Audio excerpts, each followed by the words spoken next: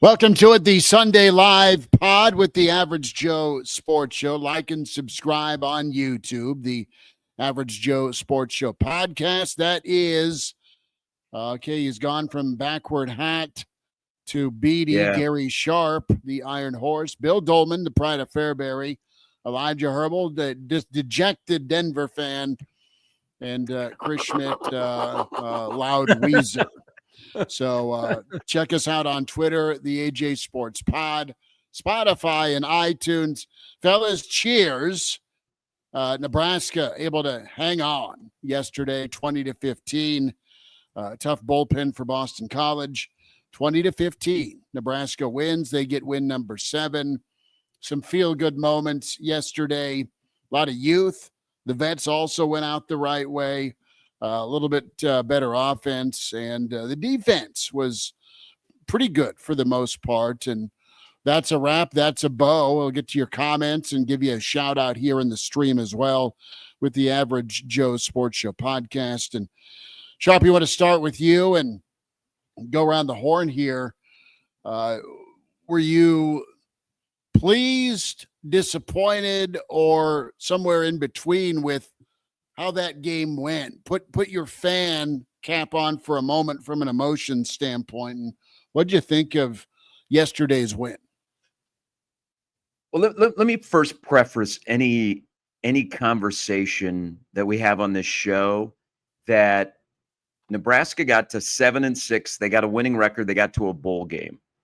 It's so easy to play the what if game, but they did all of those things, and they won yesterday. I think yesterday, first of all, I think we talked last week, and then the three of us talked yesterday. Let's just enjoy this game, not go deep into it. But I think yesterday was kind of a nice little thing for Nebraska. One, they won the game. But don't you guys think that game yesterday basically showed you what Nebraska is? They're good, they're bad, and ugly. That all happened in that game on a goat track at Yankee Stadium. And then it also showed you what they can be. That's one of my takeaways from yesterday is all of those things can be true, and they all happened at the same time. And it kind of leaves you maybe as an enigma as a Husker fan. I think there's some discouragement. There's probably more encouragement of what can be. But at the end of the day, that game felt like it was going to be a typical Nebraska game of late that they were going to blow. And they finished with a 4-minute offense to take a victory formation. And I don't think you can take that away from them because they also won a 1-score game. So that's kind of my initial takeaway from yesterday's just slop fest at Yankee Stadium, and disappointed that no position player came in to pitch for Boston College when they were down 20-2. Well, and Gary, kind of to your point with that last drive, that seemed to me, fitting might not be the word, but it was good to see the seniors after years of scar tissue with close football games and them pissing it down their leg in that moment, for them to have the poetic justice at the end of the career of winning a bowl game, which is what they were all coming back to do this season, and doing it in that fashion where, you know what, it got tight, Husker Nation clinched, and they found a way. I think that was just a fitting end for those seniors, if that was the end of their Husker careers, to, you know what, after I posted this on Twitter yesterday, in the past 5 seasons, you only had 2 games where your winning margin was less than 7 points. You beat Rutgers 14-13 back in 2022, and you beat Boston College 20-15 yesterday. Only 2 games in the past 5 seasons that Nebraska has won the game with a winning margin less than 7. For that to be the way that this senior class left, good for them. Bill, the right kind of clinching, right? Usually Nebraska and tight fourth quarter ball games, the wrong kind of clinch. Yeah, there was a lot of puckering, usually, but I thought it was kind of the quintessential bowl win for a game like that, where if you lose it, it is going to be a miserable offseason. And there are 25 teams or something like that are going to go through that if they really care, which you hope they do. But, if Nebraska had lost yesterday, and especially in a horrific fashion where they blow a 20-2 lead and have a blocked punt, and then there's not a questionable penalty on, the Dylan Raiola slide, and somehow Boston College comes back with a Hail Mary and they win it in the end. And it's like, what the hell happened? Much like Nebraska, Nebraska already took the Iowa that game. bullet, brother, with Iowa for decades. Right. The way Right. I mean, but think about that. Think about Nebraska if they had lost the Iowa game the way they did, and then lost yesterday in similar fashion. This offseason would have been just a horrifically painstakingly way of life day after day. I still think Nebraska wins the offseason national title, but it would have been, just brutal, right? But the way they get a win, it's a feel-good win in so many ways. They usher out, exit a senior class that's been through a lot and had some strong leadership with Robinson and Ramir. Oh my God, what an incredible story that was during the game, and then even more so after Matt Rhule's press conference yesterday when he chronicled all that Ramir had gone through over the last year and the last few months. So it's just a really could not be a better feel-good way into the season. Now it's a little different than say '96 when Grant and Jason and those guys came back to win it all. I'm not exactly sure that the rallying cry was we're coming back to win the Pinstripe Bowl, but damn it, they did it and set the stage. And we saw some really good seniors leave, good leadership leave, and saw some very promising young players like we expected. Yeah. Remember when we talked about it on the show last week, the depth chart comes out and you're going, wow, there's a lot of young guys on there in the top 2 or 3. And those top 2 or 3 unit young guys played. Donovan Jones is the new shining star, the new toy under the post Christmas tree that we're going to be talking about in the offseason. There are a lot of guys like that. And one more takeaway from yesterday here that Eric chimes in to mention, and the spread was covered. Yes. Yeah. Hey, right. Good teams win. Great teams cover. Yeah. Thank you for your service. Thank you for your service, Boston College. Captain's in. Jeff Snitley, our friend from Boulder, the Boulder Peace Treaty on many shows. Mike, that game's still 27-0. For what? Is BYU still up 27-0? Did that game ever end? They absolutely hammered Prime. That was brutal. Well, I'm glad absolutely bad. Last night is the end of ESPN's ball glazing, so now we can move on and talk normal about Colorado, right? Yeah, that's about right. Mark is in.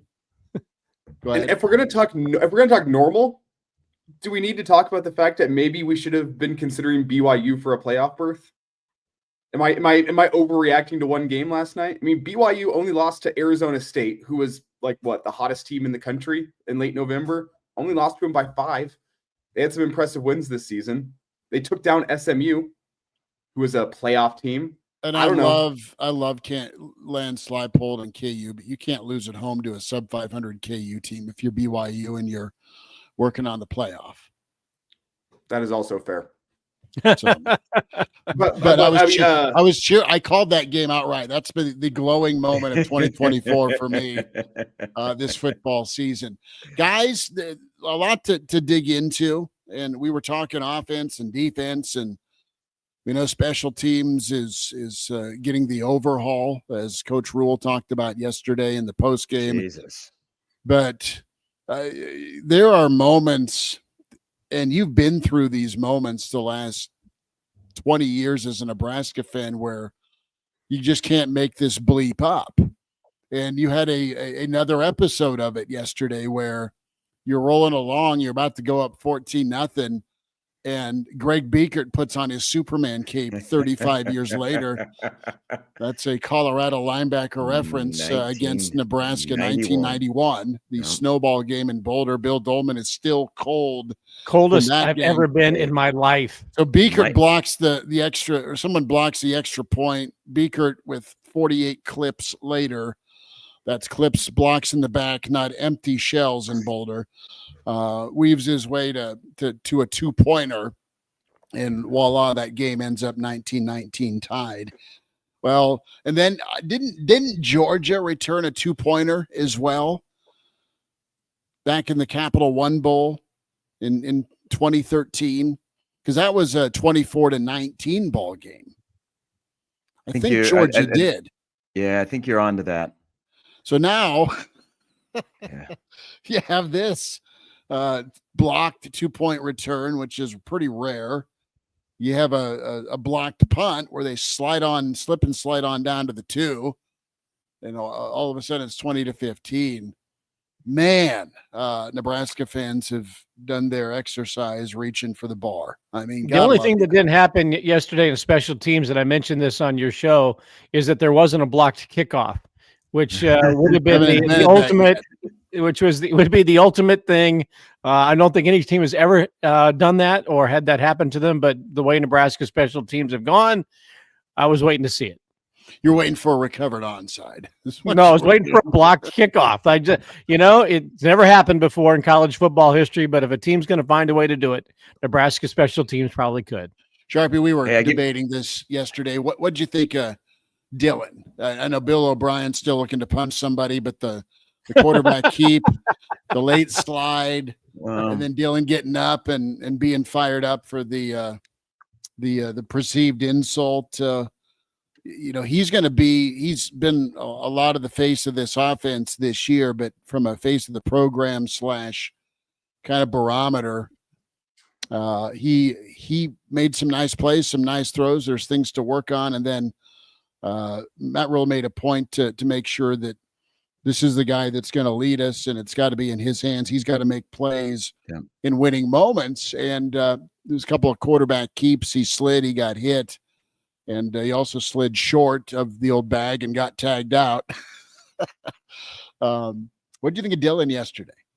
Well, first and foremost, I want to give him credit. Nebraska just went through a 13-game season with the same starting quarterback for all 13 games.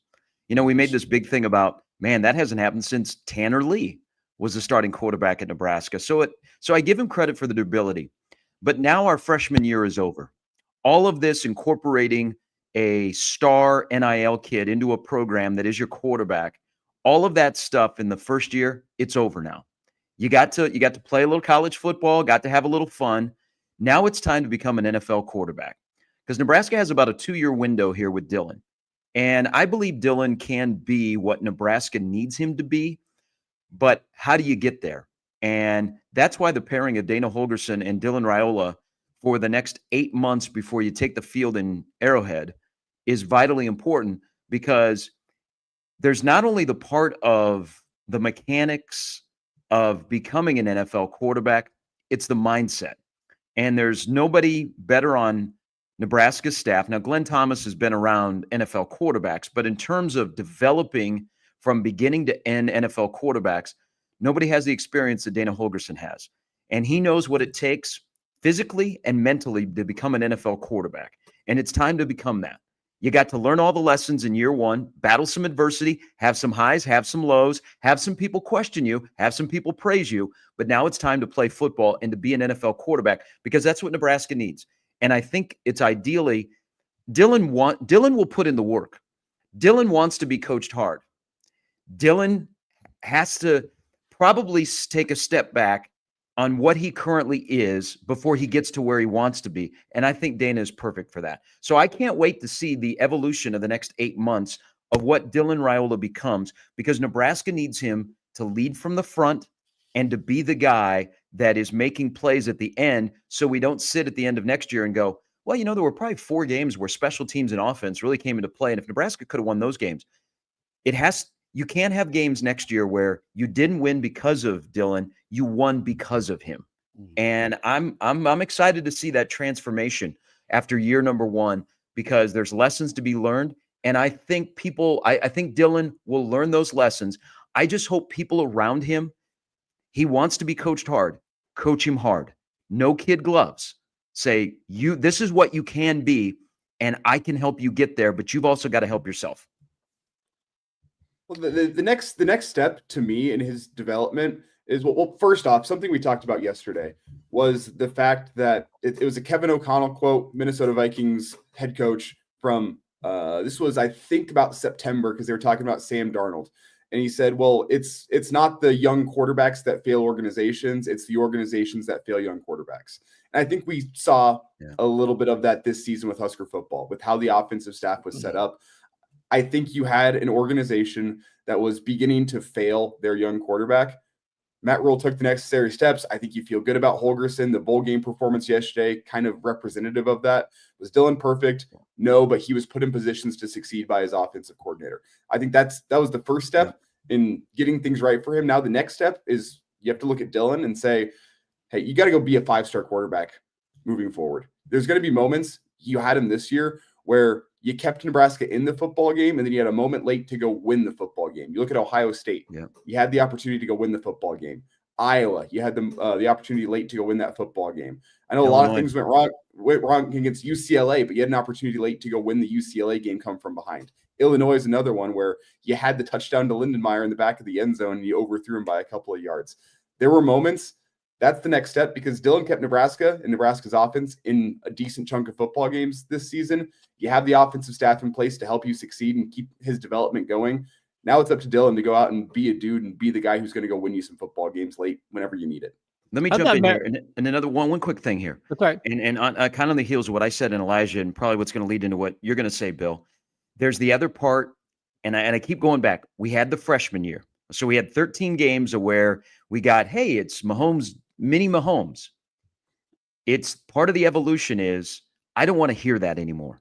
I know we're going to hear it opening day because he's playing at Arrowhead, but that's over. He needs to be Dylan Raiola, and he can do that with his play, and people won't make comparisons. I mean, they always will, but you guys kind of get what I'm saying. It's time for him to be Dylan Raiola at the University of Nebraska. And if he can do that, then and just focus on being Dylan Raiola, not being somebody else. Just focus on Dylan Raiola. I think Nebraska has a chance to take that next step, because I do believe that he can be the guy that can help Nebraska get to where they're going.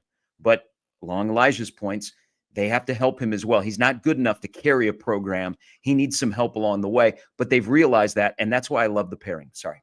No, I agree with what you're saying about the comparisons to Mahomes, and it's one thing that I do admire him. I'm a little over it too, but I do admire that everybody knows he idolizes the guy, and he just continues on with it.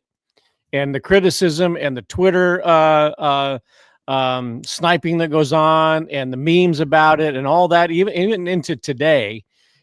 You know, he still is his own person, even though he idolizes Mahomes. It's like, fine, you can say whatever you want about me. I'm still going to do it anyway. So I do like that. I'm kind of over it, though, as well, the comparisons and seeing that meme all the time. Well, one of the things I liked about what Matt Rule said in his post-game press conference yesterday was, you know, when you get drafted into the NFL, you're probably going to be on one of the worst teams. And you hope for any quarterback's sake, and not just Dylan Raiola, that they are able to get into a situation. Years ago, like Steve Young, when he was with the 49ers, he got to develop in that system. Aaron Rodgers grew up in the Packers system under Brett Favre. Jordan Love grew up in the Packers system under Aaron Rodgers.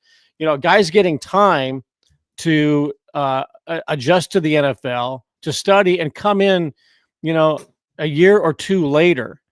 And Bo Nix is doing pretty well with Denver right now. You know, Joe Burrow was handed the keys to the Cincinnati Bengals and did pretty well early on. But a lot of quarterbacks are destroyed out of college when they are given the keys. You know, Bryce Young is trying to make a comeback in Carolina. That's a terrible organization anyway. But I like when he made that comparison to say, look, Dylan Raiola's got to be the guy that's going to win his football games, and that's going to be a learning process for him to prepare him for the next level. He's got to be more of the guy, not just the guy. He's got to be the man next year. And that includes leadership. I think he has a presence, but does he have a leadership? The presence just being the starting quarterback at Nebraska, bringing the name, bringing the 5 stars and all that. Yeah, he popped up after he got hit and he got in the face of the defensive back and people like the fire and all that. That's kind of a moment in time. But how are you carrying yourself professionally, because you're making some money now? You know, somebody's got to be guiding that career path right now into next year so that you are more than just the 5-star. You are the man in this program, and you are preparing yourself to be the guy that is going to be the future of an NFL franchise. I would hate for Dylan Raiola to be drafted number 1 by the Chicago Bears in 2027 when that experiment fails and said, you're the guy now, right? And he has to suffer through what the current quarterback of the Chicago Bears is going through right now. But for Dylan Raiola, he's got a chance for 2 years to really develop into what somebody who could be a special quarterback in the NFL. This Hey, is one thing.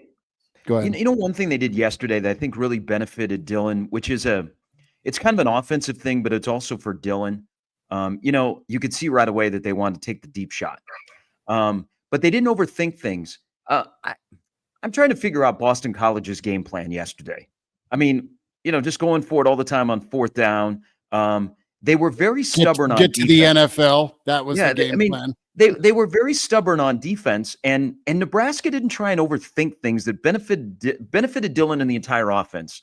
Is they would not get out of their man.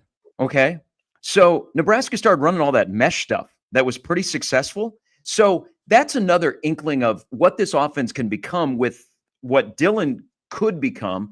Is Holgorsen didn't try and say, all right, this is who we are and this is what we're going to do.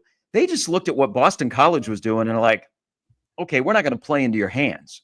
And they ran a lot more of the mesh concept because I think Boston College was so stubborn. I don't know what Boston College was doing yesterday. I think this was a Bill O'Brien of let's get in and let's get out. And hey, if we win the game, great. But I don't know. They had a weird game plan, but Nebraska didn't overthink things on offense. They took what Boston College gave them. I thought there were a lot of times during the first go around of the OC, the guy that gets indicted every time that Dana calls a play or opens his mouth, they just tried to run what they wanted to run because they repped it all week. Instead of, hey, this is what UCLA is giving us. This is what we can exploit. I saw that yesterday. That's another, mark that down for next year when you get into situations in games when Dana is looking at from a big picture of what we need to do to win the game, not what we're going to do. Well, I don't blame Boston College for their game plan at all, actually. I think adjustments could have been made. They didn't. But they looked at what beat Nebraska's offense all year long, and they said, we're going to do that. Nebraska all year long could not beat man coverage. They didn't have the guys to do it, and they didn't have the scheme to go beat a team that was running man coverage against Nebraska, and Nebraska just struggled with that all year long. Boston College saw that, but now Nebraska has an offensive coordinator in place that can beat man coverage through scheme. That's what yesterday was. I don't think it was Nebraska's receivers going out and being better at beating man coverage. I think it was an offensive coordinator that set the offense up for success, saying, you know what, if they're going to play man on us, we might not be able to hit the deep shots, but we're going to turn around. We're going to run, as you said, Gary, these mesh concepts, get guys streaking across the middle of the field, and we're going to beat you via scheme, which Nebraska had been unable to do through the entire regular season. They have an offensive coordinator in place, though, that's willing to beat a defense schematically. Nebraska beats them schematically, and Boston College didn't have an answer. That Boston College's defense yesterday was the same defense that Nebraska had struggled with all season long, but you had a different guy calling plays. That's the difference I saw. Now, should Boston College have made some adjustments? Yes. Did they? No, not really. But I think that was Boston College looking at the film of Nebraska and saying, this is how you beat Nebraska's offense. And Nebraska's offense finally, for what we've been saying all season long, finally had a counterpunch. I want to spend a second. We'll get to the defensive side of the ball, get to more of your comments. It's the Average Joe Sports Show Sunday Live Pod. Recapping Nebraska's win over Boston College. Bill Doleman and Gary Sharp, Elijah Herbel, Chris Schmidt. Like and subscribe on YouTube, the Average Joe Sports Show. Search and like and subscribe there. Spotify and iTunes as well on those platforms for the digital edition.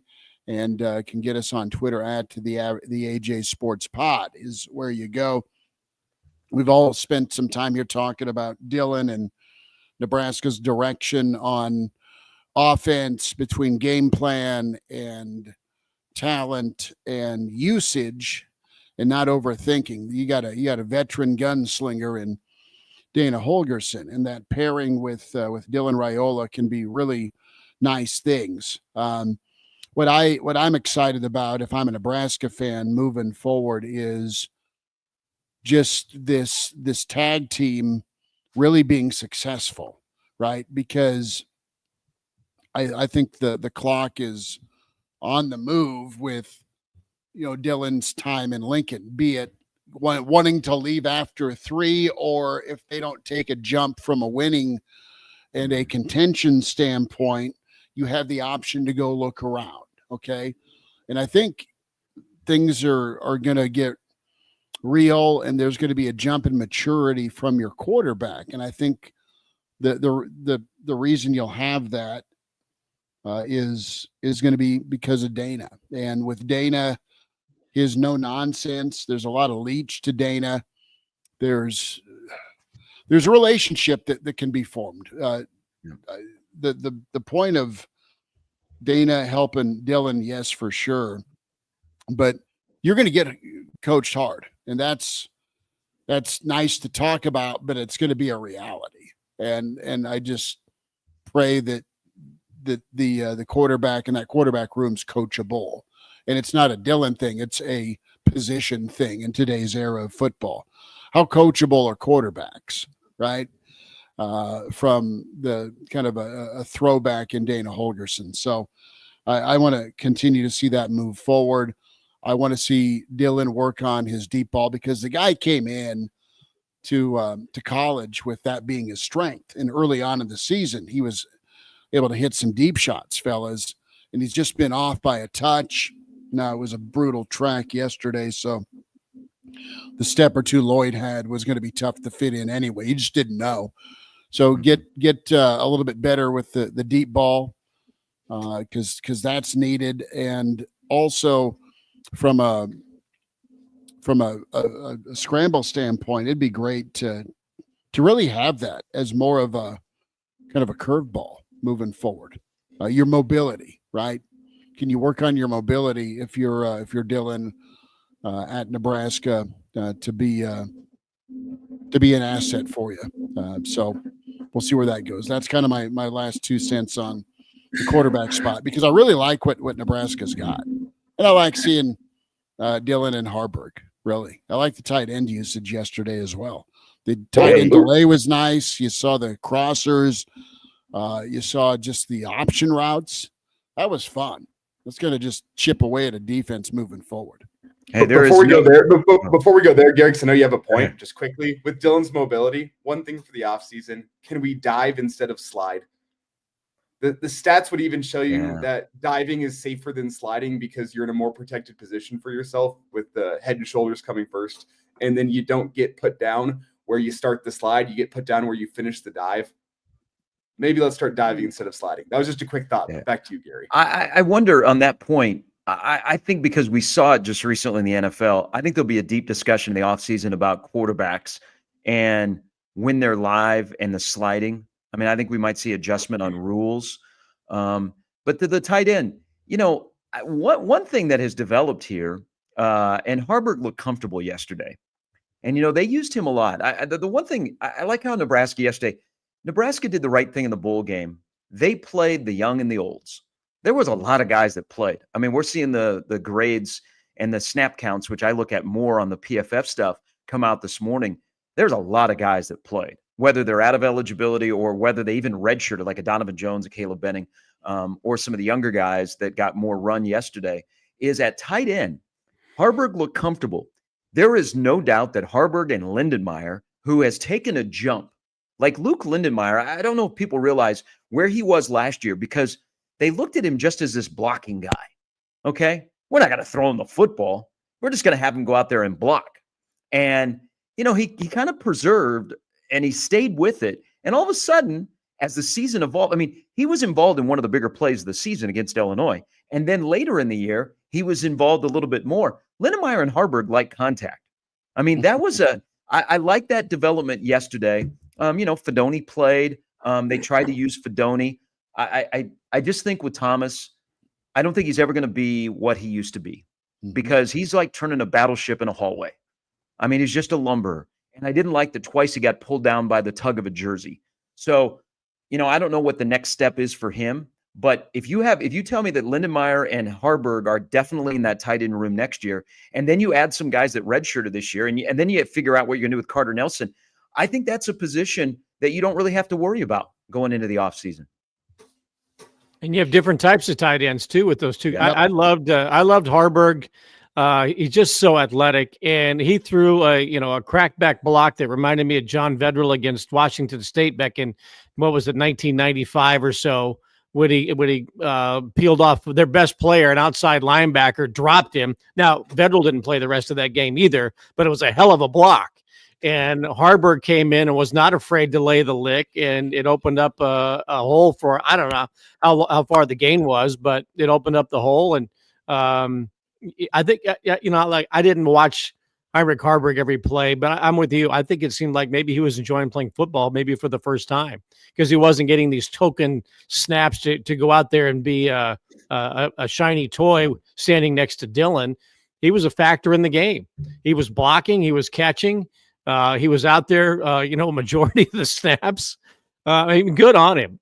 And I think he's another guy. And I mentioned about, Dylan Raiola being a leader with presence. I think Heinrich Harburg has an opportunity to be maybe the leader of next year's football team, just because he's been through it.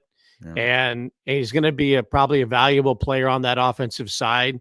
I think he's going to be a guy that Matt Rule leans on as a leader offensively. Dana Holgerson leans on, just because, man, for what he's done and what he's been through and what he's going to do, he's going to have a long career. This is a great position change for him. But I like Nebraska's tight end room, the way they use them. Nate Borkirker might be looking to, maybe come back. Who knows? But Nebraska's got some pretty good weapons at tight end, and it's a good safety valve for Dylan Raiola if the long game doesn't materialize. Yeah, I think Dana, for his history, there's not a lot of history with tight ends, but he likes what he's got, and they have the different skill set body types, and it's been a ray of sunshine for these guys that were just kind of go kill the end, set the edge, or handle a wham block, thank you and good night. No, they're getting involved, they're getting rewarded, and I think there's some hope and enjoyment with the tight ends, because they are mismatches, right? I know we think of Kelsey and Gronk, and I think of Daniel Graham, as a throwback name, and Johnny Mitchell. And I mean, they are just big dudes that can fly and also finish off a run after the catch. And Nebraska's got all sorts of toys to work with. And I really like Harburg's ability. And, I know Nelson's been dealing with a bit of a hip thing, but man, you flex him out in the slot, and Carter Nelson's somebody that is going to be a lot of upside. There's a lot of things, fellas, for Dana to get his hands on here with more than just 4 games with this offense. You now have an off season. Let's talk defense. What'd you got? Go ahead. I just want to quickly add, do you guys think, I thought going into yesterday's game that it might take a bit of off-season work for Fredoni to become a tight end?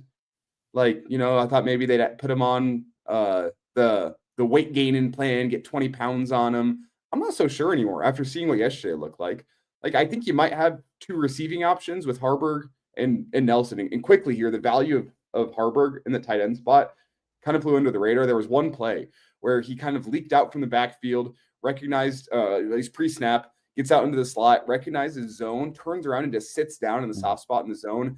Dylan recognized it. He recognized it, and you go, that's the value of a former quarterback at tight end. He saw too that. Easy, right? He saw that zone. And I think he went quarterback brain and said, I'm just going to sit down right here. And him and Raiola were on the same page with that. And that was the value. And I was thinking, man, I thought they were going to put weight on him. He blocked well for his size.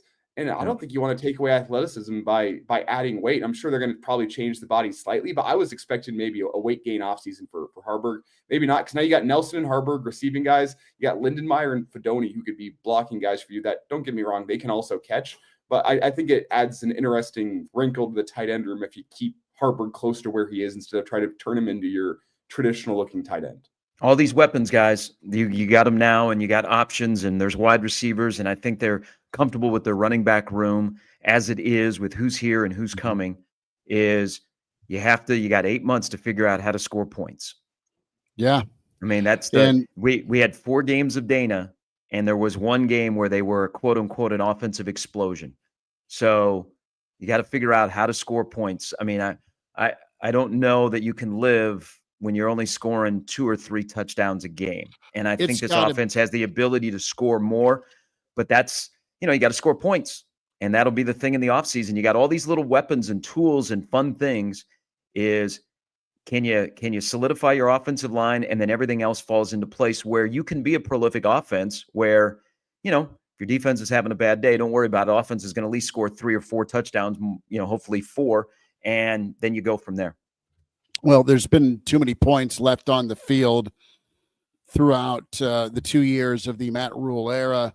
There's been less points left on the field under Dana, but still you had points left on the field. Guys, you end up faking a field goal because you have a drop in the end zone, right? Or you don't run the football after it's 1st and goal at the 4. Either way, you didn't get 3 or 7. So yesterday's 20-15 coulda, shoulda, woulda. I hate going there, but there's instances. It was a sloppy track too. Right. There's instances where, Nebraska's, I think, is going to be closer to a consistent 28 to 35 points a game offense. I know that's a wish, but if you're doing that in the Big Ten, man, if you're around 30, you're okay. Presumably, if your defense isn't a shell of what they've been for 2 years under Rule with the loss of Nash and Ty against the run. Defensively, didn't Nebraska's defense look confident yesterday? Didn't they look pretty fast? I didn't like some of the tackling in the secondary, but overall, man, they were good. Pass rush was good early, and then BC made some adjustments, and there was time for the dude to throw. But for the most part, the defense played well. They played well and gave up really just one offensive score, one offensive drive. And, oh, yeah, by the way, situational football, they were king on 4th down. You want to talk about demoralizing stops to an offense. You get those 4th and shorts or 4th and whatever it is. 3rd down sucked, but, you're kind of used to that. Schmidt, you're onto something here. I think because they'll be a little bit more aggressive under John Butler, maybe more blitzing. I think guys like playing in that style. I'm not saying they didn't like playing in the style of Tony White, but, when you ramp it up as much as Butler would like to do, I think you can pin your ears back. It's interesting yesterday on defense where some of the veteran guys on the back end, like Malcolm Hartzog, had a bad day, but then he'd make a play. Deshaun Singleton didn't have a great day, then he'd make a play. That the younger guys that played yesterday look like they fit. Like, just wrap your arms around this fact. Donovan Jones redshirted this year, played minimal important snaps. He played half the game at cornerback. And he looked like 37 had been starting the entire time. I tweeted out, Donovan Jones and Caleb Benning, who redshirted, but they were running with the 2s in practice for the majority of the season. They look like they fit. We know about Shavers. We know about McGahee. Keona Davis. Ocha got some run early in the game. The young guys looked like they had been playing all season long. And then the older guys did their job. One of my bigger takeaways of yesterday about watching that defense is Nebraska's going to miss Ty Robinson. Ty Robinson doesn't fall out of trees very often in Husker land. And I know he was here for 6 years, but man, there's something special about that guy and what he was able to do up front that allowed Nebraska to do other things. And maybe Riley Van Poppel becomes that, and he has like the makings of it. Keona Davis looked good yesterday in his limited snaps, but Ty Robinson's going to be a big loss. Well, and Hutmaker gone as well. When you have those two guys lining up, you got 2 double wides. When it's Keona Davis and Cam Lenhart, maybe Riley Van, you got 3 single wides. So Robinson and Hutmaker or Hutmatcher, those guys took up a lot of space and tilted the field wherever they lined up. It's going to be a little sleeker on the defensive line next year. And, perhaps Winery, based on the aggressiveness that we saw. And I said this yesterday, every coach comes in and says, we're going to be aggressive defensively. I know, we get it. Every coach says that. But maybe I'm watching this thinking maybe, Williams Winery, this might be a very, very good defense for him because, as you said, Gary, they're going to want to really pass rush. I mean, they're going to want to come hard at quarterbacks. So he might thrive in a system with John Butler. He might be the perfect addition in the offseason in the transfer portal. But I think Nebraska is going to have to beef up a little bit, well, no, maybe a lot of bit on the defensive line, or in the Big Ten, you're going to get run at, and you don't want to get pushed, not just around, but pushed back. Nebraska didn't get pushed back a lot because of the size that those two guys brought. So I agree. The presence of Ty Robinson, the leadership, the level of play, and he is the perfect example of why you do play in a bowl game and not opt out. You know, if you're going to opt out of a bowl game and not play with your team, show leadership and character and go fight to the finish, because I want to go get measured, and I want scouts to see how well I can run a 10-yard shuttle, and how I look coming off the bus going into the combine at Lucas Oil Stadium. I would think a scout would rather look at a guy like Ty Robinson and said, here's a guy that came back for the sole purpose of trying to turn this program into a winner. And I'm going to stick around. I'm going to play to the very end. And I'm going to be on every play that I can possibly be on. I would think he did his draft stock a lot more good by playing the last game and being a part of the program for the last month than if he'd sat out just so he could look good on, in a suit or in his shorts in Indianapolis. Or a guy that goes and plays one half of football because he wants to break the NCAA record for passing touchdowns and then gives up on his team and sits out. Lord, hot take. Way to hit the best of the worst of both worlds with the opt-out situation. Like, if I'm an NFL scout, I know some people are gonna say, oh, well, he's just looking out for his own interest. That was a business decision, Elijah. It wasn't a business decision. He played fully to go break that record. Once he broke the record, he said, I got mine. Second half business decision. I don't agree with it. No, he's going to have the record for what, a week? Because Dylan Gabriel's going to break it. And he didn't break the all-time record, which is some Division III guy who's still got another game to play, I guess, or something like that. So Gabriel's going to go top 160 when it comes to career touchdown passes, but good on him. He's got the record for a week. He's going to make a ton of money in the NFL. He's going to be one of the top 5 picks in the draft. But and on the other end of it, look, I applaud Shedeur Sanders and Travis Hunter playing yesterday. I don't know why they were out there when the game was 36-7 or whatever it was in the fourth quarter. Maybe you walk off the field, take an ovation, and know that you did your dad well. But for him to be out there for the last 2 minutes of the game when you're down by 5 scores or whatever it was, I thought that was a bit ridiculous. So you have various levels of participation in bowl games. I'm glad players play. I hate the opt-out because they want to look good in shorts and they want to show how high they can jump and think that's going to help. But, Ty Robinson, I think he added to a legacy that is going to be long remembered at Nebraska for what he did. And I said it a year ago when he made the announcement that he was going to come back for another year because he wanted to be a part of what Matt Rule was doing. I said that's one of the most important decisions Matt Rule will ever have in his tenure as Nebraska's CEO and head football coach. And Ty Robinson delivered a year later. Can we we should apologize to everybody that's been with us since 10:30 this morning that we've made it this long, and kind of on the heels of what we're discussing here, that a guy that was in college like Ty Robinson for 6 years, all at the same school, how friggin' of all the things that Nebraska football has gone through since, this is a program that had 41 straight winning seasons, and yesterday was the first time in 8 years they had a winning season. Yeah, that the guy that started it and finished it in his hometown was Ramir Johnson. That's a topper for this season of who he is, because I think we've all had interactions with him, and he's never bitched. He could have complained last year because when he got hurt, that was on Rule. He shouldn't have been in the game.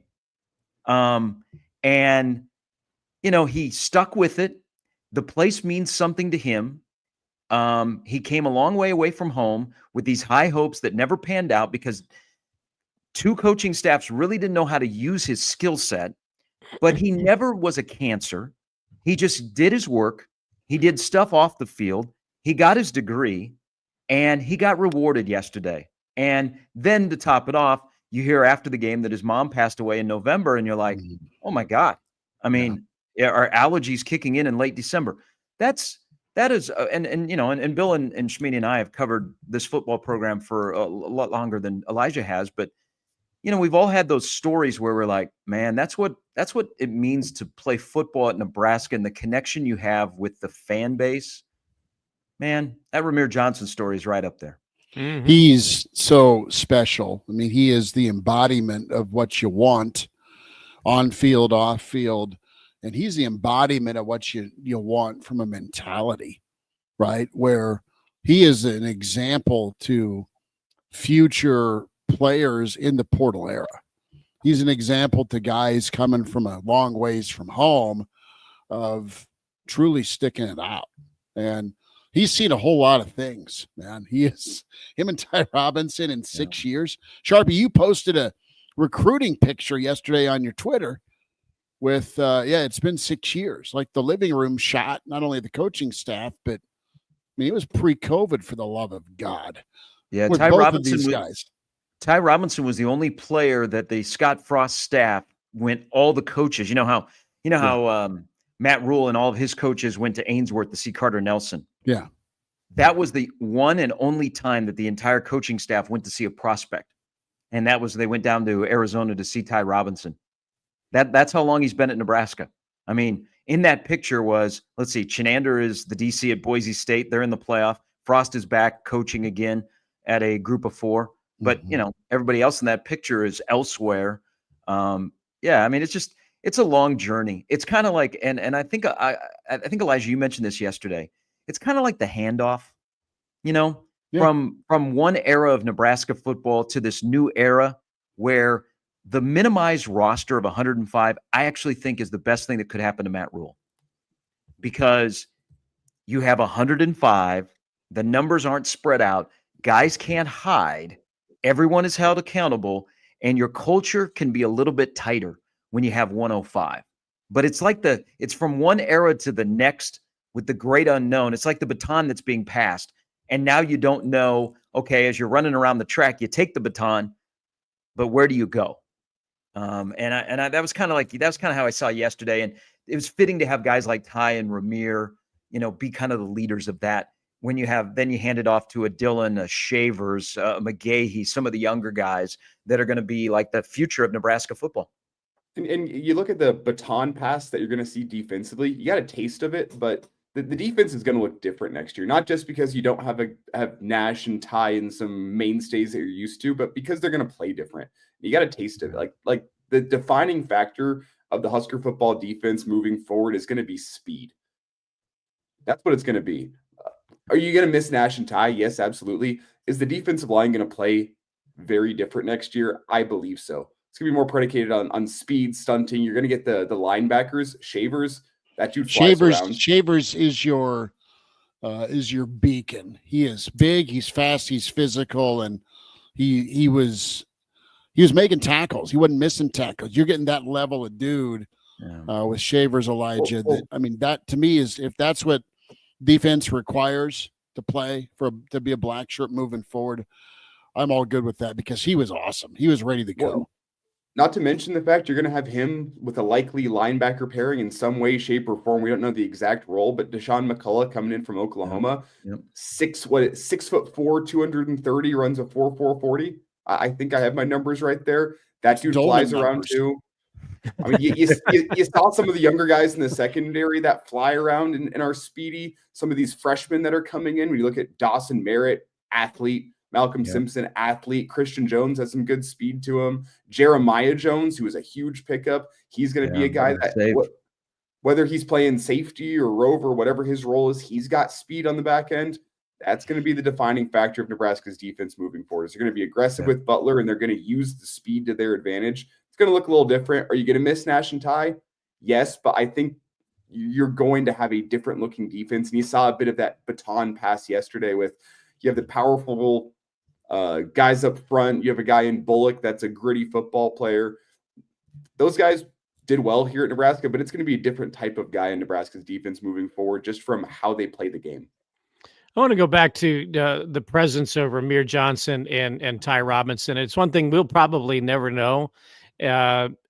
or maybe not at least for another year or two, how many people in the room that they've influenced that watched Ty Robinson work when he could have gone, be it a Cam Lenhart or a Shavers who, 2 or 3, probably 3 years from now, 2 years from now says, I remember watching Ty Robinson when I was a freshman, how he went about his business and how much the program meant to him.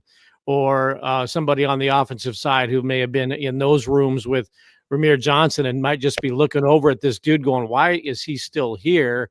And then understanding the story as to why he was so committed to the program, that whatever that may have instilled into, somebody who's freshman, sophomore, not seeing a lot of playing time, but understanding, this program does eventually mean something to you, and you do need to bide your time, and you do need to, get an understanding of the culture. And once you do, then it all kind of clicks. Some guys never get that. Some guys, they arrive on campus, they collect whatever NIL check they can get now, and then see what might be available to them the following year. But there are those who will be observant and see how Ramir Johnson capped off his career and say, you know what, that's what I want. And I'm not going to be looking to go elsewhere. That maybe this grass is pretty green in the cornfields, and it's all because of the presence of being in, the same room with Ramir Johnson, Nash Hutmacher, Ty Robinson, and guys like that. And, I said that next year about Heinrich Harburg. Guys come in and going, this guy was a quarterback. He was a starting quarterback. And then he gets cast to the side for a 5-star and still maintained, his maturity and, a good attitude, and look at him now thriving in a different position. So that's what I think, Robinson and Ramir Johnson's legacies are going to be. And we may not know what that is until somebody says it a year or two from now. I'll tell you one thing about this whole, the end of the season with changes on your staff and 2 new coordinators. And, you have 2 guys that are going to run a defense and offense, and they're going to be aggressive. And I wonder if that mindset, how they approach their job, trickles down to the players, because so Vincent Shavers is a really interesting listen, because he's very observant. You may go, man, that's a young kid. No. Listen to him talk. He processes things rather quickly, and he has like an old man perspective on things. But at the end of the day, he wants to win. Like he told a lot of people when they got to New York City, we came here to win. Okay, I'm not leaving here without winning. I'm going to do whatever it takes to win. So there's a guy that has all of a sudden inserted himself to lead from the front. But I'm wondering if you have an aggressive defense, you have an aggressive play caller who's a DGAFer and hires aggressive position coaches, if that resonates with players. Because I think they are getting closer to everybody being on the same page where they know they have to win. I think they figured out why they can't win. Now they got to figure out the how and then do it. And I wonder if in the off season, all of that starts to trickle down, where the attitude isn't, hey, I'm in my second year. We got 7 years to get this done. It turns into, we're in year 3 and it's time to get it done. Because Shavers is going to be a really good barometer of Nebraska football, because I love how he thinks about the sport. He loves playing the sport. And then kind of how he looks at, we're going to win. We got to win. Okay. And not say it, but then go back it up like he did yesterday.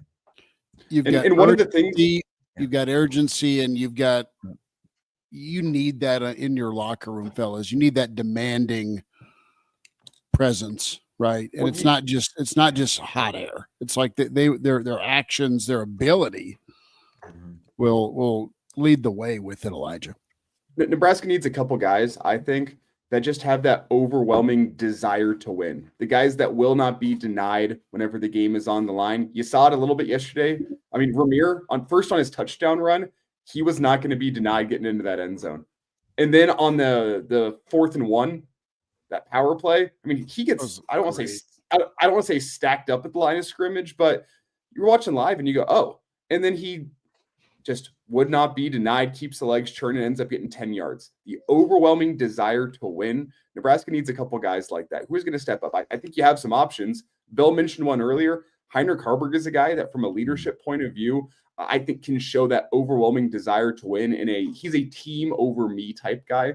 And he can show that for you. Nebraska needs some more guys. I mean, I think the talent from what I saw yesterday might not be national championship level, but it's there where you can go win some games and make a run. Some Big Ten games.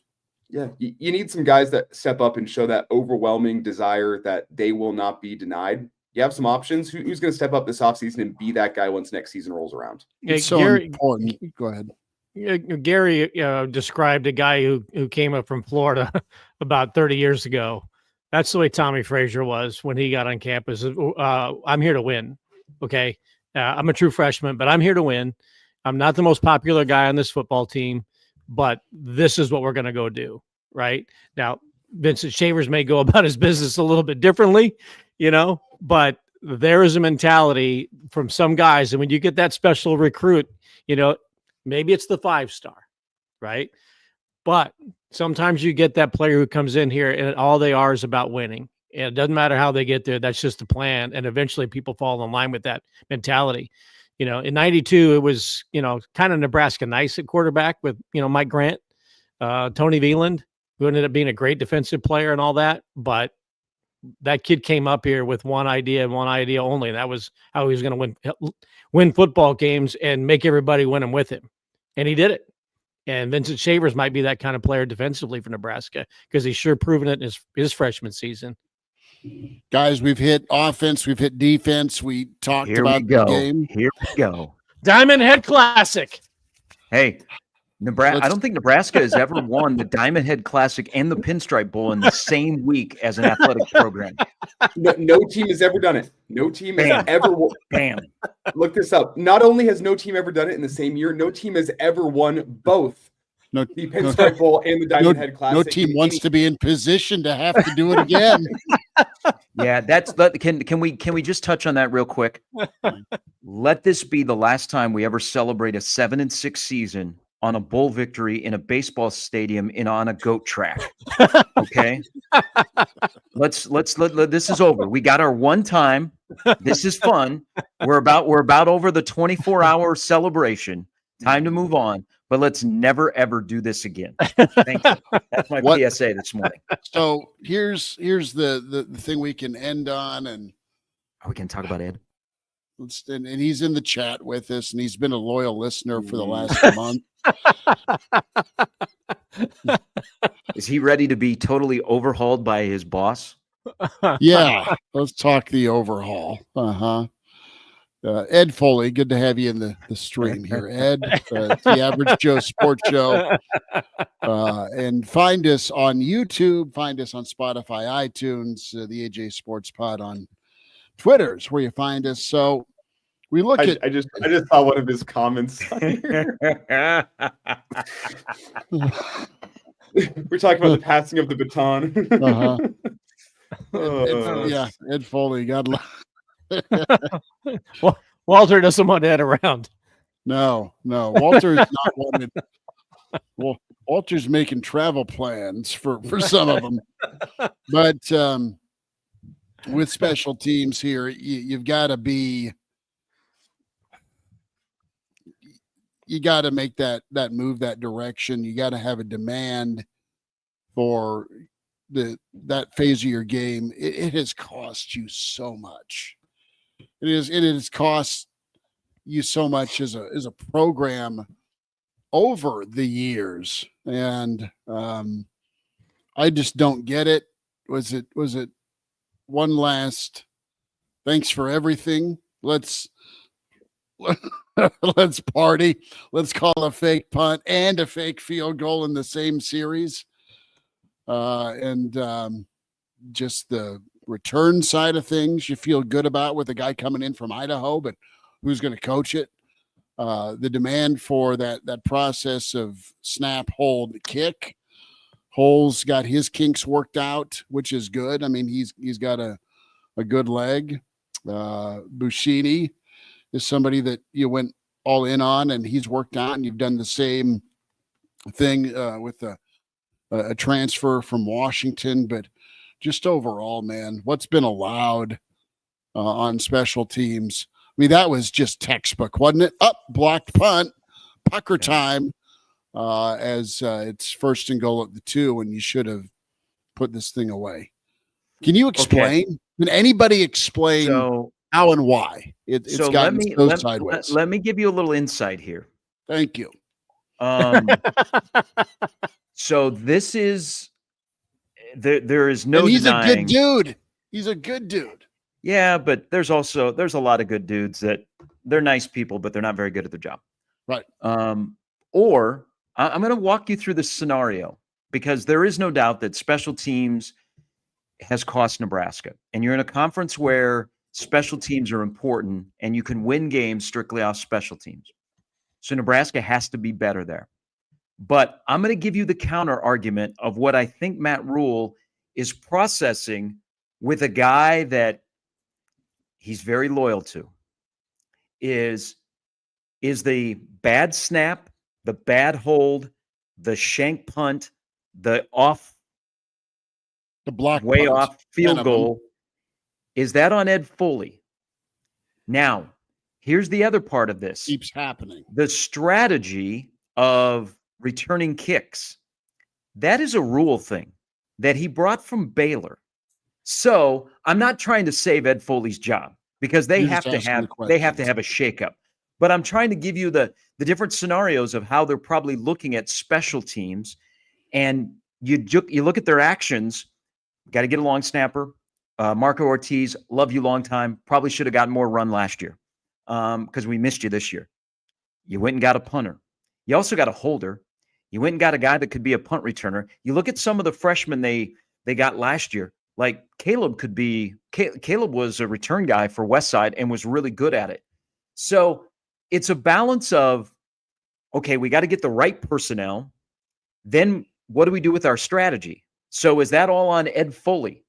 You know, it's kind of, I think this is, the decision has been made, but I'm trying to tell you that I don't think it's as much of a slam dunk because Rule probably looks at it and goes, well, you know, Ed, it wasn't your fault that the guy snapped low. Unless you were allowing that during the week in practice and you're like, it'll be fixed by game time. That would be the only thing. So it's got to be fixed, but I'm thinking the way Rule works with people on his staff, if the strategy is all screwed up and we're doing it wrong and we're not teaching it the right way, that's on the position coach. If it's the personnel, it's not necessarily on the position coach, and we can go fix that. I hope I didn't ruin anybody's day. No, I'm trying to give you the other side of probably the way they're looking at it, even though I think Ed Foley is still in Nebraska's football program next year in a different role. Yeah, he is the glad hander. It's Ed's Diners, Drive-Ins, and Dives. I mean, he's going to go glad hand and hang out, and he and Elijah are going to go on a roadie to put nacho cheese on every hot dog in every convenience store across the great state of Nebraska. I can't for the life of me not see him losing it on the snapper or the holder or the punt protection guy at some point because it's kept happening. Mm-hmm. Is he demanding enough during the week? Maybe he is. And this is all they got, to your point. Maybe it's personnel, or maybe it's the way they need to keep teaching. And we all know Coach Bush fairly well. And I mean, that didn't happen with him. There's just different approaches to how you coach special teams. And are you friendly and, I love Ed, or man, that guy's an a-hole, but hey, special teams hasn't sucked. And it's your approach, and you can't change who you are or what you are 2 years in. Like, you can't all of a sudden be a hard ass, right? No, but I've long believed this. And I mean, special teams are a huge part. I appreciate the fact that when Rule got here, he assigned a full-time guy. Remember all the debate we've had about having, like Bo, and you had a little bit of restrictions, but and Garrison were great. Yeah, you would have multiple guys working with the special teams. But to me, in the game of football, the special teams are a direct reflection on the DNA of the head coach, because you've got guys that are on special teams from all different parts of your program. Okay. Some are starters, some are backups. You got offensive guys, defensive guys, they got to come out early to practice, or they got to go, they're the last on the field. It's kind of this. There's a reason why special teams coaches get head coaching jobs in the NFL, because they're very organized. They can bring guys from different elements together. And I see that, especially in the game of college football, that the special teams, how organized you are, how buttoned up you are, that can be a direct reflection on the head coach. But if you look disorganized and you're sloppy there, I start to wonder about the head coach and his organizational skills and his management skills if you're sloppy there. I think Kirk Ferentz is straight across the board, and it's not a lot of this and that. But look they've always been good on special teams. I think Kirk is a very good organizer, okay? And the message is pretty good. And they've also had LeVar Woods coaching their special teams. So whatever has happened during the week on special teams that leads to Saturday, you're right, Schmidt. Were they allowing it to happen? Was it not happening during the week? Then all of a sudden on Saturday it was happening. Then you're like, what the hell is going on? It's an enigma on special teams that has to be fixed, or Nebraska is going to be in this situation next year where they're going to have 2 or 3 games on their schedule where, special teams did it to us again. And instead of winning 9, you're stuck winning 7 because you had a missed coverage.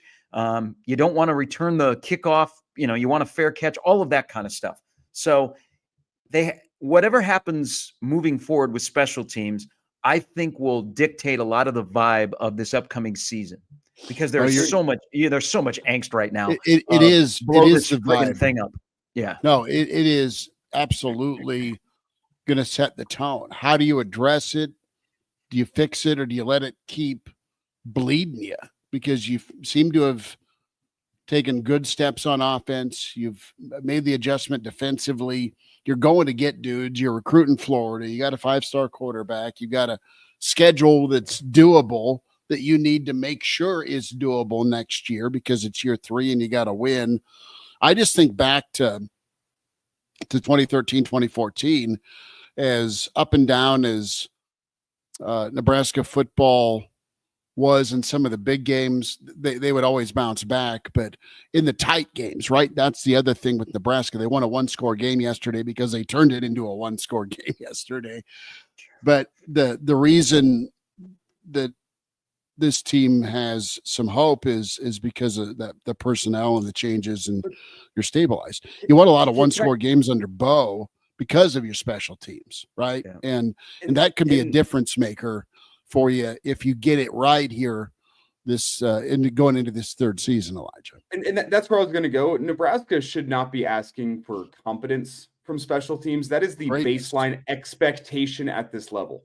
If you're a Power 4 team, an NFL team, whatever, if you're playing high-level football, avoiding disastrous plays on special teams is not the ask. You should be making plays on special teams that give you an advantage. That's what you should be asking for if you want to be a high-level college football team. I mean, you can talk about the personnel all you want, but Nebraska, it was trying to avoid disastrous plays on special teams this year. Go out and win some games via special teams next season. That should be the ask for Husker fans as you evaluate the special teams. If you're sitting back and going, well, next season, if we're talking in November and saying, well, at least Nebraska's been competent on special teams this year, that's not good enough. Iowa wins football games because they go make winning plays on special teams. Nebraska, under Bo Pelini, made winning plays on special teams. That's the ask. Not just, well, let's hope special teams isn't a disaster. Can you flip the script? Can you go make some winning plays?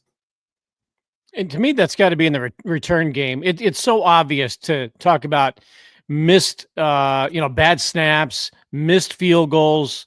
We see those all the time, but Nebraska does not, and has not for years now, gained any yardage to speak of and had an advantage in the return game of flipping the field with a good punt return. I remember when DeJuan Gross could do that, or DeMornay Pearson-L could do that, where there was at least a 10 or 15 yard pickup because of the punt return game. or, having something organized on a kickoff return. So you're not starting off at the 20 or 25, but every now and then you're starting off at the 40, or maybe starting off across midfield. To me, that's the least talked about of Nebraska's woes on special teams, because the missed field goals are obvious. Bad snap, that's obvious. A shanked punt every now and then. I think Nebraska's done very well with Brian Buschini. Mm-hmm. They've been very fortunate to have him for the last couple of years. But, this has become fair catch U, perfected by Oliver Martin. I thought at times that, Isaiah Garcia Castaneda was going to be, fairly effective in the return game. The one thing Nebraska doesn't do very often in the punt return game is they don't lose yardage by letting the ball roll. They at least field it. Yeah. But mastering the fair catch is not something that gets you a gold star on the day. They've got to have a return game that at least gives an advantage to where the starting field position, if not flipping the field entirely. And those are lost yards that have rarely been talked about in Nebraska's special team woes. One more thing about Bo Pelini. Does Bo Pelini watch some of these games and see the tirades like Bill O'Brien put on yesterday, or some of the other coaches that you see, and go, what the hell? Did Harvey Perlman try to get Bill O'Brien fired yesterday? Did Sean Eichhorst make a trip out to see Mike Riley? Because I see these coaches going ballistic on the sidelines, and it's Pelini that was always the poster child for it, when some of them are like way beyond what anything Bo ever did. But anyway, I digress about that. I'm watching Bill O'Brien yesterday, and maybe that was a bad call. But good Lord, I'm sure Harvey Perlman and Sean Eichhorst were trying to make a coaching change after that.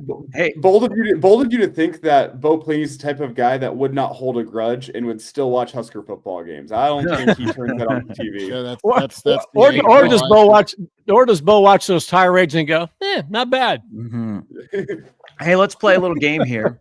The season is now over. O'Brien's a lightweight. Yeah. Hey, Bill O'Brien is still pissed about, was it the 2012 or 2013 game? Remember the fumble? The goal fumble in the end zone? Yeah. The fullback. Yeah. He went ballistic in Lincoln. Would you guys like to guess how many punts Nebraska returned this year in 13 games? Let's go. I was going to say 11. I'd say 15. Schmitty? Said 9. Bill is right. 15 punt returns for 4.9 yards. The longest punt return Nebraska had this year, Isaiah Garcia Castaneda, 13 yards. That should be the average. Remember the Iowa one. But here's the big difference, because it's all about field position, is opponents returned 19 punts this year for 12.3 yards. And Nebraska also was down about 3 yards from their kick return from what they put up at 18.6 to their opponents at 21.7. There's a little bit of strategy here that, when Rule talks about the total overhaul, which, that was quite the jab yesterday, but he's right, is it's also a strategy. Like he hasn't been big into returning kicks. Does that change? And I'm going back to Baylor, where they didn't, they weren't like this big, wild, grandiose, let's return punts and kicks and, let's just roll the dice. They kind of had a strategy to it. Does his strategy change a little bit? Because there's no way you can live in a world where you're fair catching all the time as a punt returner, or you only have that amount of yards. And I think a majority of those yards, weren't they at the beginning of the year when we got all excited? We're like, oh my God, they're returning punts. And then they stopped returning punts, or making poor decisions on when to fair catch where the ball is going to land. And that kind of gets on what I was referring to about the goal with special teams should not be competency. It should be winning plays. Mm-hmm. I think Nebraska, as the season went on, said, let's just try to be competent on special teams. And they weren't really, but. No, just don't be detrimental. Like, go make a play. Be Bobby Newcomb. Have the ability to be Bobby Newcomb in a tight ball game, and you return it 17 yards to set up your offense against Missouri, right? That's be Bobby Newcomb, where you are struggling on offense. You're hungover after a loss at Texas in '99, and Wait, literally punt or figuratively return- hungover? Is that you or the team? No, I'm saying you're losing Okay. to Kansas 17-0 or 9-0 or whatever the hell it was in 1999, and you end up winning 24-17. When you're just all right, you're out of the championship race. You lost to Texas. You blew a lead. You have to go to Lawrence the next week, and Newcomb puts on a Superman game. You have had moments where the punt return is either get you back into a game or is a nail in a coffin. Joe Walker, Stillwater, I should say Joe Walker at Arrowhead in 98. Go find somebody that can do that for you when it ain't working on offense and you're clinging defensively, and that flips it. Hey, the most famous play in Nebraska football history is a punt return. That's fair. Yeah. DeJuan Gross against Texas 2000. No. Okay, so let's put special teams aside. The number one concern in the offseason is what? Departures, portal, still. Probably for me. It's as it stands right now. It's for me that the guys that have been waiting in the wings and the offensive line aren't ready to go. If you don't have any additions there, that's the big concern to me. Is that you need to have an offensive line to protect your quarterback and to take some pressure off him with the rushing attack. If that offensive line, the guys that they have waiting in the wings, if they aren't ready to go, could absolutely kill your goals of what you have in place with some skill position guys next season. I think it's development at the quarterback position. I think it's the transformation from Dylan Raiola to being a 5-star freshman quarterback to being, future NFL quarterback. I think the deep threat's got to be a prominent part of the playbook. And I think the arm's got to get stronger. There are times when the ball's in the air and you're just kind of urging it to get there. I'm not expecting, John Elway fastballs, and breaking the hands of your wide receivers, but, a little more zip, a little more maturing of the arm, maturing in the run game. But I think Matt Rule is right. And I go back to what I said when he said, when you're going to be in the NFL, you're going to be in a bad team. I think it's the transformation of Dylan Raiola from freshman phenom to future NFL quarterback. Those are all way better than mine, but I just think they're all way better. But do you think someone that just opts out, takes off for the 12th hour, because there's still some portal landmines to navigate here. There's still a couple of portal options. Sharpie, what's yours? What's your worry? I'm with Elijah. I think the success of 2025 is all about the stability on the offensive line, because you got Gatula, who got run this year at an important position. You got to replace Ben Scott. Ben Hart now is out of eligibility, I think. He's on the Cam McCormick plan. What do you do with Teddy and Turner?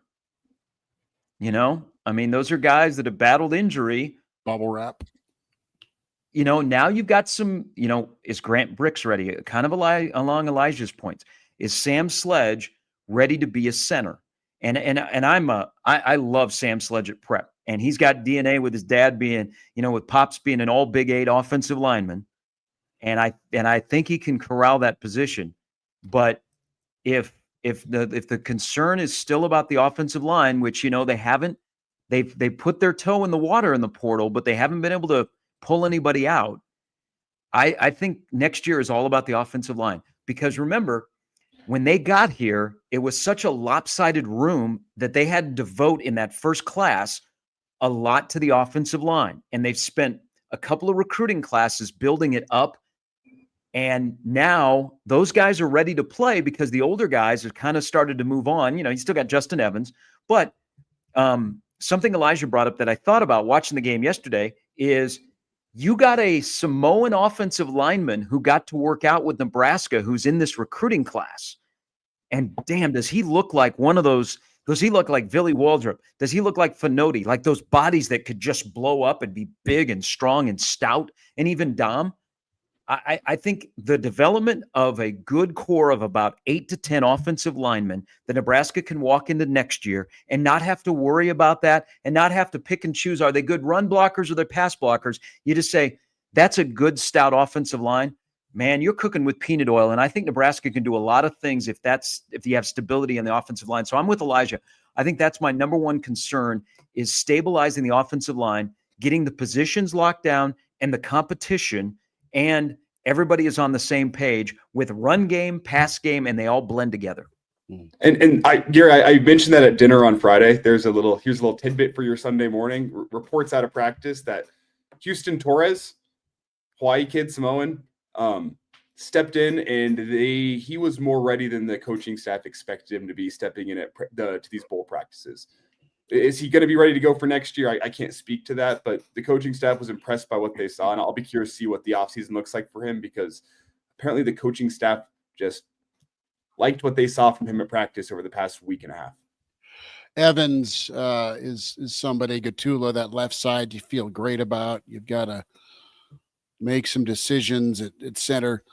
From a portal standpoint, are you guys feeling Nebraska will go find the right dudes at center and right tackle, maybe another guard option, or do you think it's going to be a struggle? I mean, Nebraska seems to do fine when you look at the portal ranking of the additions they've brought in are impressive, especially at wide receiver, right? And now you got Dana here to raise hell and demand. So there's going to be an expectation, but I think we'll see. The offensive line is going to be a key thing to watch in spring ball, and if there is that development and there's that cohesiveness and there's a development, you develop a culture on offensive line. Elijah knows this, and when that culture is developed, those guys stick together. That's why I say transfer portal. You don't see a ton of breaking up of offensive lines. Those guys, like if they like playing together, they like being in the room together. They don't want to leave that. It's a cultural thing. So if Nebraska's developing that with those offensive line guys like a Sledge and a Bricks and a Gatula and Knutson and whoever else is still around and some of the others who have come from the islands, that's an offensive line room that could be together for a long, long time. So I agree with you that this is a significant time to develop your offensive line for not just next year, but for the years to come. And if you do need to find a piece, hey, there's always the transfer portal at the end of spring ball, where they could maybe, if they got to bring somebody in for depth. But I think the key right now is developing that culture with the guys that Donovan Raiola has been able to bring in over the last couple of years. And if they like playing for him, they like playing for each other, those guys will stick together for a long time. It's Bill Doleman, Gary Sharp, Elijah Herbel, Chris Schmidt, the Average Joe Sports Show podcast. I believe it's episode 81. We love doing the Sunday live. Fellas, we'll roll our sleeves up as we dive into 2025 and maybe a week from today be back at it. Or do you guys want to keep on rocking all day? Just order in some food, pour a drink. But little behind the scenes look here. I don't think we've planned for later in the week just yet, but we could probably find some time later this week to talk some college football playoffs. Saying or a week from today, as in later in the week. we could maybe find some time too. We'll figure it out. We got Husker hoops, college football playoff. There's a lot going on. We'll find some time to chat. New Year's Day. How good's New Year's Day going to be with that bowl lineup? Well, we can't go New Year's Day because we got to go after playoff. That's our Wednesdays are usual. No, I know, but I'm saying I can't wait to see the second round of the playoffs. Yeah, that's gonna be awesome. I'm gonna post up in front of a TV all day. The bowl season has been fantastic, by the way. It's been fun. I mean, if you stuck on ABC yesterday, you saw one of the more entertaining bowl games. That hats off to Pop-Tarts. Pop-Tarts in 2 years, what they have done with the marketing of that bowl, people were tuning in and had no idea who was playing because they just wanted to see Pop-Tarts. And people stop you in the grocery store and they're like, Pop-Tarts, favorite flavor, toasted, frosted. What do you like? That's an incredible marketing thing that they've done with that bowl game, where I'm almost like, maybe wouldn't it be nice if Nebraska somehow found their way into that bowl game, even though right now it doesn't set up for a Big Ten team to go there and play? I kind of want to go to the Pop-Tarts Bowl. Well, you know, I mean, I they've done love everything great with that bowl. Yeah, You know who's it needs to playing be. It needs to be in the Pinstripe Bowl? college football playoff. I mean, come Yeah. on. I just stuck around to wait to watch the Pop-Tart go down the toaster. That's why I watched the game. I'll say if Miami can go from the Pinstripe Bowl to the Pop-Tart Bowl in 1 year, I think Nebraska can too.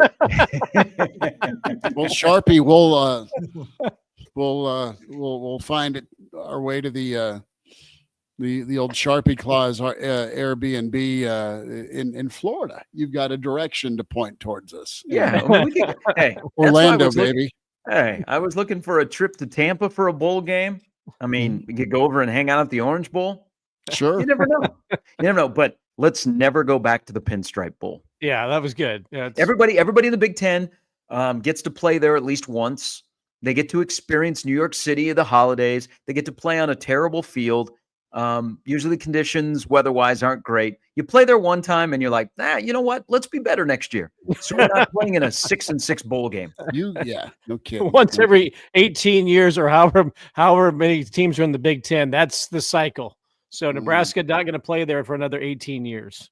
Hey, one thing to keep in mind about the portal is you cannot enter it. You can't do the hokey pokey like Kobe Bretz has been doing. Where's he going, dude? I don't know. That was Iowa? a weird.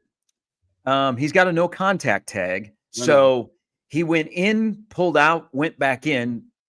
So he got what he wanted. Is you can't enter the portal. Now, maybe somebody after the game last night entered the portal and it won't become public until maybe later today. I don't know that. I'm just saying they can. But Nebraska can still have visits for guys that are in the portal up until when school starts. And as we all know, which is completely different from when we were in school, this J term goes 3 weeks. Nebraska is not even back until the 21st, 22nd of January. So they can have visits. They can have visits up to that point. And another thing to keep in mind is this whole discussion about the 105. Nebraska doesn't have to be to 105 until game 1 of next fall. So there's some managing of the roster. And remember, we get the next portal window after spring ball, and teams that are still playing in bowl games, that still have bowl games to come in the playoff teams, they get a little bit of a window of portal. So this college football now has become a year-round thing. Well, some folks on the show know how long the break is before second semester is. You will be basking in 70-degree SEC temperatures. Gentlemen, I know we're winding it down here. It's NFL time. I am trying to avoid the punishment tattoo this weekend. I'm in the toilet bowl. So I need Aaron Jones, Malik Neighbors. I need them to have some all right days today. It's looking all right for me. I'm on an 11-game losing streak. If we end that today, we avoid the tattoo, and we're on to next season. So wish me luck. Elijah, I will hold your hand if you have to go get old tatted. Appreciate it. Elijah, we'll talk again on the next Average Joe Sports Show podcast. We'll get it posted up on Twitter and let you know when we huddle up and break that huddle and say, hey, let's do a show. Sharpie, have a good New Year, brother. Appreciate you. Appreciate you, happy Elijah. New Year, guys, to you three and all of the people that have joined us during midweek and then live on Sundays. This has been a lot of fun. 7-6 season. They won a bowl game. They had a winning season. Let's just don't ever celebrate a 7-6 season again. Billy D, be good, brother. Shaggy, good to see you again, partner. Look at Shaggy. It's now an official show. That's how we end. Yeah. Yep. All right. Boys. Take care. Happy New Year. And appreciate y'all. Thanks so much for hanging out with the Average Joe Sports Show.